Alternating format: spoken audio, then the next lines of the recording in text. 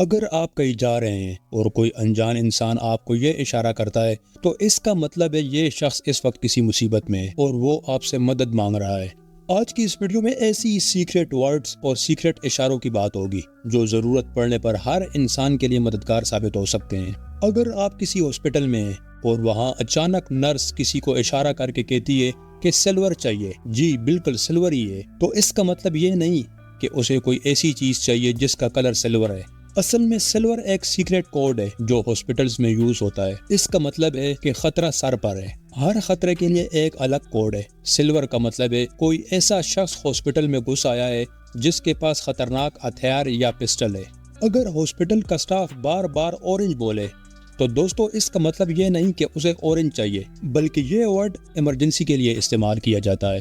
اس کا مطلب ہے ہاسپٹل کے باہر کافی لوگ جمع ہیں اور یہ گروپ ہاسپٹل کے اندر کسی بھی وقت آ سکتا ہے یا پھر ہاسپٹل پر اٹیک بھی کیا جا سکتا ہے۔ اگر آپ کسی پلین میں سفر کر رہے ہیں تو آپ کو معلوم ہونا چاہیے کہ ایک پائلٹ نہ صرف پلین کے کرو ممبرز کے ساتھ بلکہ ایئر ٹریفک کنٹرول کے ساتھ مسلسل رابطے میں رہتا ہے۔ عام حالات میں تو یہ رابطہ نارمل ہی ہوتا ہے، لیکن اگر کوئی ایمرجنسی بن جائے تو پھر سیکریٹ کوڈز کا استعمال کیا جاتا ہے۔ ان کوڈز کی مختلف قسمیں ہوتی ہیں، جیسے ایک قسم ہے سواپ کوڈ۔ یہ ایک 4 ڈیجٹس کا نمبر ہوتا ہے جسے پائلٹ ٹرانسپونڈر ریڈیو ڈیوائس میں ٹائپ کر سکتا ہے۔ پلین سے بھیجا گیا یہ کوڈ اسی وقت ایئر ٹریفک کنٹرول کو مل جائے گا۔ اگر جہاز ہائی جیک ہو چکا ہے تو ایئر ٹریفک کنٹرول کو 7500 کوڈ بھیجا جائے گا۔ یہ کوڈ اس وقت ہی بھیجا جاتا ہے جب حملہ آور زبردستی پلین کا کنٹرول اپنے ہاتھ میں لے لیتے ہیں۔